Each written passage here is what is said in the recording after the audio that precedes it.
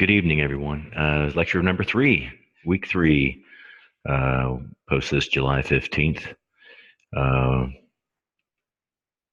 ITS832, Information Systems in a Global Economy, focusing on information systems policy. Overview of tonight's lecture. We'll wrap up last week. Had a good discussion on quite a few pieces of legislation that affect data management, and we'll talk a little bit about how to improve our discussion posts, and we'll go into this week's content, which there will be some overlap based on last week's discussion. We'll bleed into privacy, and that's fine. We're going to cover a lot of things that have overlapping topic areas.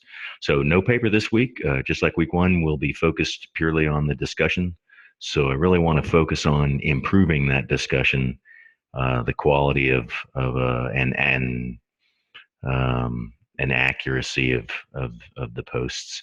We'll continue with the writing tips, and I'll start discussing a little bit more about your dissertation journey. A lot of you are in your first semester, so that's out there. It's never too early to start thinking about it. And then we'll conclude. So I don't think this lecture is going to take as long as last week. There were some good points in discussion last week. HIPAA, Health Insurance Portability and Accountability Act, has a pretty major influence on medical information systems. If you're in that world, it dominates everything. How you handle data. So we had some good comments on that. The Privacy Act was mentioned by a couple of folks. Not only generating a requirement for information systems to store as little as possible personally identifiable information, but also you can query data about yourself. You can request copies of data about yourself. So that makes it incumbent upon you to be able to pull together on the information systems side all the records that pertain to a person, so that it's easy to do. It doesn't tax your staff too much to pull those records up. And the General Data Protection Regulation in Europe, that was pretty interesting conversation we had on some good detail on that. So our conversation focused mostly on the topics themselves, but we need to move. Half this program, this doctoral program, is to teach you to be a researcher. That was the biggest thing I learned in my doctoral program, was that it's not just another master's degree. It's not just a higher level of coursework. You are joining the community of researchers. So we always need to be thinking about that when we craft. When I bring up the topics, I'm gonna move towards that, force the conversation towards not just the subject area. We do need to talk about the subject area, but we've got to address the methodologies, the studies themselves, and how they contribute to the body of knowledge. One of the things to look for is future research areas. I'll ask you to comment on how something might be solved, or what might be on the horizon as far as research. That's all in the literature. Every journal article you read virtually will have suggestions for further research. You always need to be looking at the identified literature gaps. Most journal articles will say how they fit into the literature, and what and how they don't, and where they do leave a gap. And then there's your research methodologies, namely quantitative and qualitative, that you need to be looking at. There's case studies. There's many things within those. There's case studies. Lots of different methodologies within those two major families and traditions, two major research traditions. So we need to keep paying attention to that, because your dissertation will come sooner than you know it, and you have to have a pretty firm grasp on how you're moving forward with your research methodology and your problem area. Okay, so discussion pointers. We had a couple of really good standout replies this week that a lot of people responded to, and I'm sure you saw the quality as well in these responses. Thanks to Mark and Eric. There were other good replies for sure, but those two stood out to me for the depth that they went into. Not too deep, and certainly not too shallow. They were clear. The clarity was obvious that they were talking about there the three uh, areas of data management policy, and they were focused on the instructions. They didn't just start talking out of nowhere. They had a good topic sentence, and you could tell when they were um, when they were addressing one of their three areas. Very clear, very concise. Those are benchmarks for everyone in the class to follow. And again, Mark and Eric, thanks. Keep up the good work. Um, some things I saw in discussion that is very concerning and discouraging to me. Very discouraging. Too many original replies are uh, are are trying to sound like a subject matter expert. You're trying to sound smart about the subject with incredibly complex sentence structure and wording that it loses its meaning when you try to write above your um, beg your pardon, I hit a button.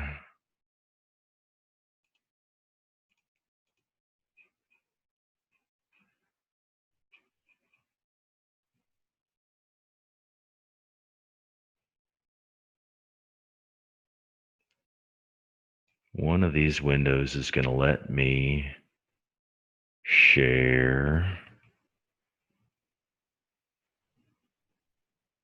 my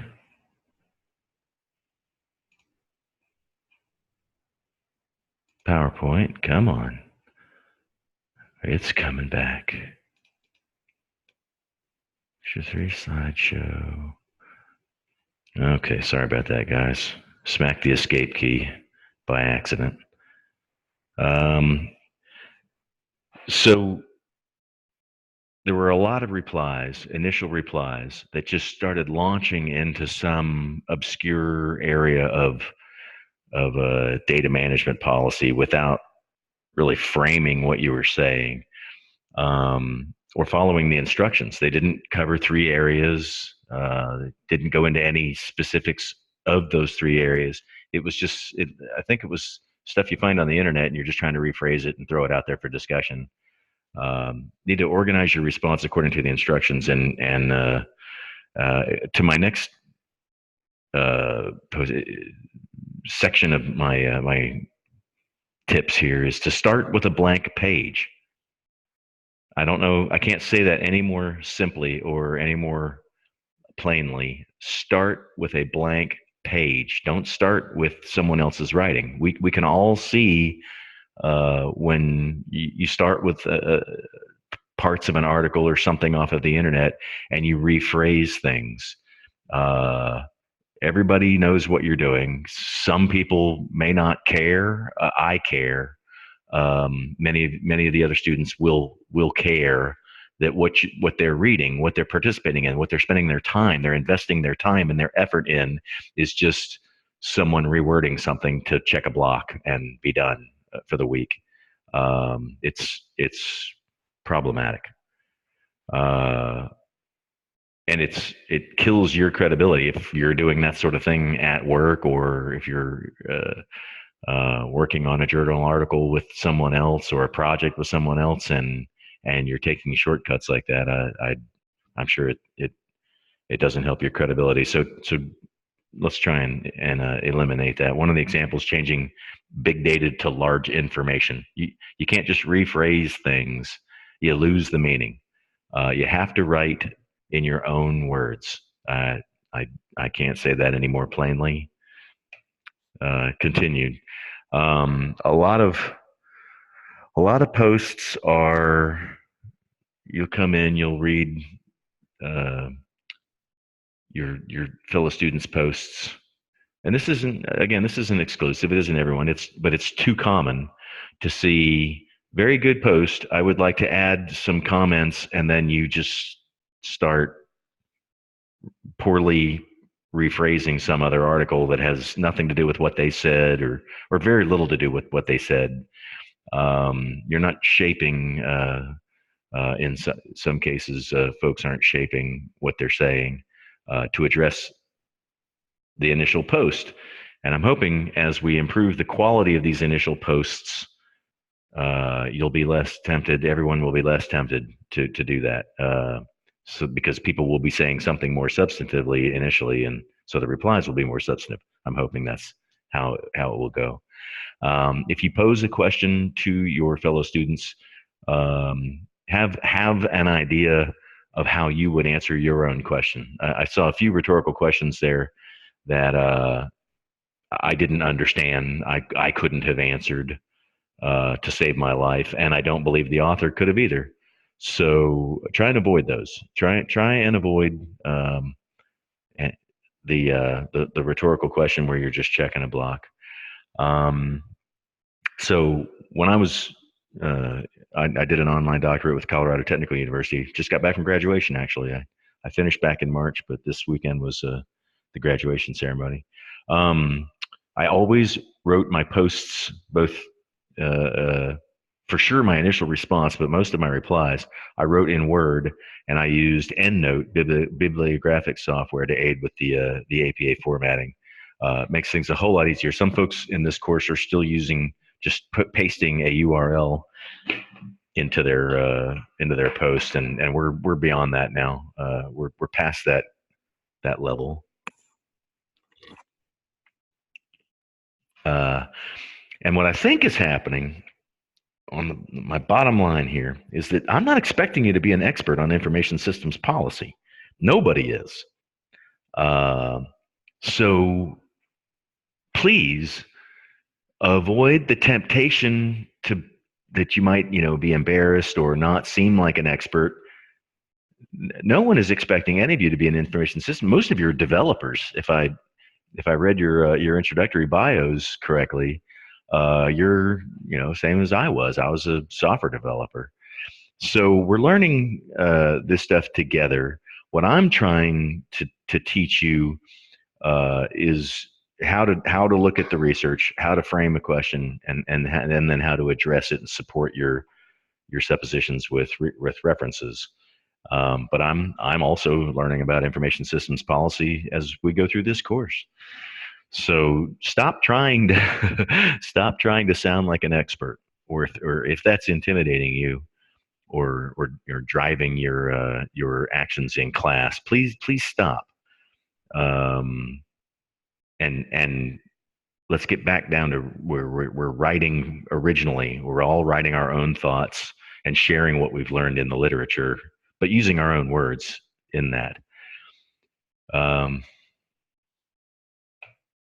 okay, so this upcoming week's discussion, I want to change the nature of the discussion, your responses somewhat, and we are going to focus on privacy issues, but I need you to get into the literature and start looking at studies, not just articles where people do a literature review or they offer their opinion and observation. I want you to try and find some studies that either define the problem. Maybe some studies might quantify uh, the severity of a privacy problem, maybe in costs, if that's maybe like a data breach or a lawsuit or something like that. That we've got one of the resources I'm providing you is that fellow that sued Google to be removed from the internet. I think he sued him for $750,000. So try and find some studies. So the question we're discussing is how are IT researchers contributing to the body of knowledge regarding information systems and individual privacy? So that's the question you're going to answer. How are they doing it? And to answer that question, you need to look at the methodologies that these researchers are using. How are they contributing to the body of knowledge? Are they conducting case studies? Are they launching surveys? Are they doing qualitative research among focus groups? There's a lot of ways to gather information and data, and as you get deeper and deeper and deeper into the literature, you'll start to see these different methodologies, and you will take methodological courses in this PhD IT program. But I want to start. I want to start now, since for many of you it's your first semester. Remember, you're not just focusing on the coursework. You're focusing on the research that extends the body of knowledge in a given topic area. Okay, so for this discussion, just choose two peer-reviewed journal articles, and so your response, your initial response, will have two sections: Article 1 and Article 2.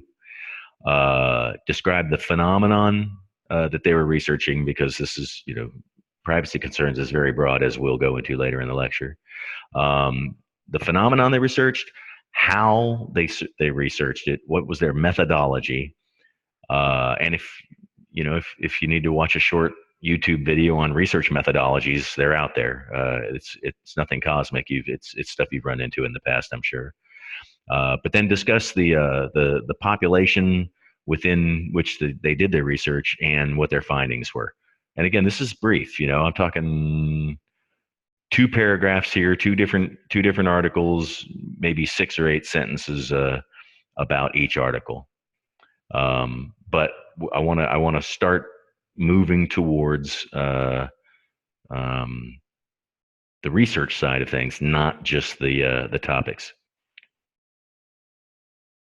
Okay, so that'll be this week's discussion. I'll try and make that clear in the instructions, which I will post along with this lecture this evening. Okay, and just like every week, the scarcity of academic articles might lead you to see things in blogs and in Information Week and LinkedIn articles that experts have written. Other non peer reviewed sources could be vendor websites, or like we dealt with last week, a law firm's advice on legal discovery. So you might find something that's not in a peer-reviewed journal source, and that's fine. But then that will drive you, with the right language, over to a Google Scholar search. And many, many, many, many articles in my bibliographic software I found on Google search. I found a full text version, and if you can't find it on Google, a lot of times you can find it at our library. So these are example areas to discuss this week. And again, we might have gone into it a little bit last week, but that's okay. But let's focus this week on how research is being conducted. What is the nature of research? And use stuff that's no more than 3-4 years old. I saw a lot of references from the 90s and 80s, which is okay for a seminal description of a concept, but a lot of things have changed especially in information science and privacy in the last 10 years. So certainly the last 30. So try and use newer sources. But here's some example areas. Some folks had mentioned government monitoring, and not just the U.S. government, Chinese government, Indian government, Russian government. A lot of government monitoring of digital communication out there, social media, your text messages, email. So that might be a topic area that you find a couple of studies that you want to examine. Here in the U.S., there's debate about traffic cameras and whether that data is an invasion of privacy. How do we store all that data? What's the use of it? Usefulness. So there's studies out there to be seen for that. Reselling data and data ownership. Um, there are companies that package information about you to sell to other people.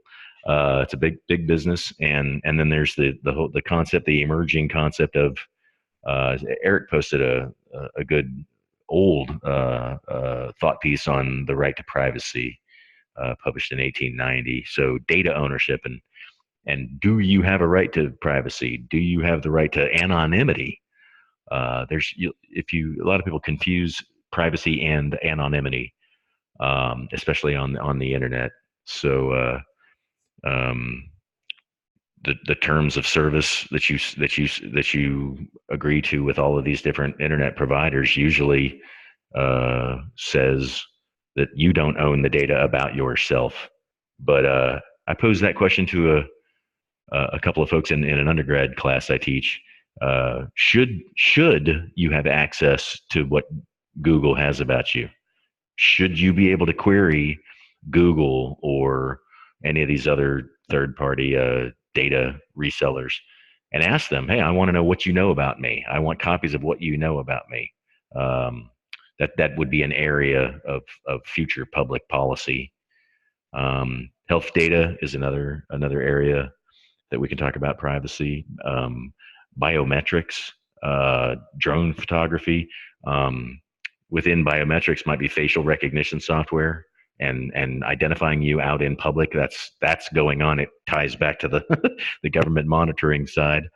But again, we're looking for studies here. Try and find two studies: location-based services in mobile technology, and how that's being attributed to a given person, because you have to have a name associated with, well, most people have a name associated with a cell phone account, and that can be used to track all kinds of different things. Again, driving public policy in the area of privacy. And there's many more. So find two journal articles and discuss their methodology and findings in those areas. And I'll post these slides as they are. The links should be clickable. If not, you can probably find them or drag them over to your browser. Some of these are websites that might give you ideas of things that you can go and look for scholarly resources. Some of them are articles themselves, which I thought were interesting. Yeah, the last one there, the man who sued Google to be forgotten, the right to be forgotten. So there's a lot of policy debate out there, a lot of issues that citizens are concerned about in the information systems dominated world we live in, and it's only getting more and more fun as every year goes by. Okay, uh, writing tips. Uh, Approaching the literature, you'll start to see in journal articles. You'll start to see sections. There's overview. They virtually all identify where there's a gap in the literature. They almost all identify their methodology. Why are you reading this? Why is this article in MIS Quarterly? It and then they'll discuss their findings and recommend future research. Virtually every journal article you run into is that way. So as you're building your library, your personal library towards your your research interest, it might help to to store notes about them. Could help to do like an annotated bibliography about those articles, so that as you move forward, you can go back and have you have a brief synopsis of them, so that you're not trying to reread articles over and over again. Um, Google Scholar, I'll make another endorsement of that product. Not only is the word search really well, but really effective. You can normally find a pretty good source of full text articles. Again, I'll say this in class discussion and in your papers. Write clearly and simply. I'm seeing some really complex word usage, and sentences. Uh, don't write about a topic in any more depth than you really understand. Pretend you're explaining something to a non-technical family member. Uh, Clearly, simply. Read it out loud. I'm absolutely positive that if I got on the phone with some of you and we read your discussion posts out loud over the phone, you would see exactly what I'm talking about. This is for grammar and syntax, and I realize most of the students are not native English speakers. Most of you, the English is the second language, and that's fine. I'm not looking for deep complexity and a huge vocabulary. We can talk about these. We can discuss these topics in very plain language, and I encourage you to do so. I think it'll make the discussion a lot more meaningful and useful for us all if we all take a step back and stop trying to sound like a journal article and just write clearly and plainly. I'll post some of my writing from my doctoral work. I'll post some example discussion boards and APA papers and my dissertation, and you'll see my style. I don't write with a lot of complexity. It's meant to convey meaning, not to impress the reader, and that's really something that's important to understand. You're trying to convey information as simply as possible, not in the most complex, obscure sentence structure that anyone could possibly construct. And that's what I'm seeing sometimes in class discussion. Read it out loud. Have someone read it to you, which might also help. Okay, I'm still in week 2, still seeing out and out plagiarism and a lot of poor paraphrasing, poor rephrasing. It's still dominating the class discussion. Write from a clean, empty screen.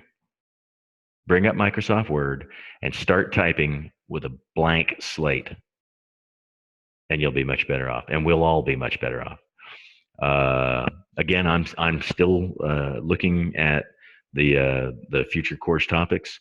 No one has contacted me, but if there's anything else in this information systems policy world you'd like to work into the class, please feel free to contact me.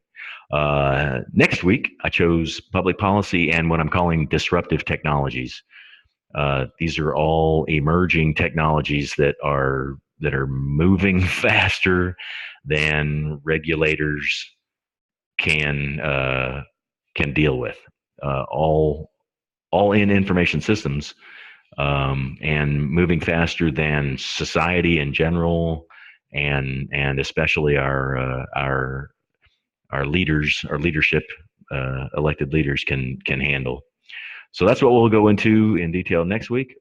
Questions, concerns, um, give me an email, shoot me an email. I'll try and get discussion and papers graded before next weekend. So throughout the week, I'll be doing grading.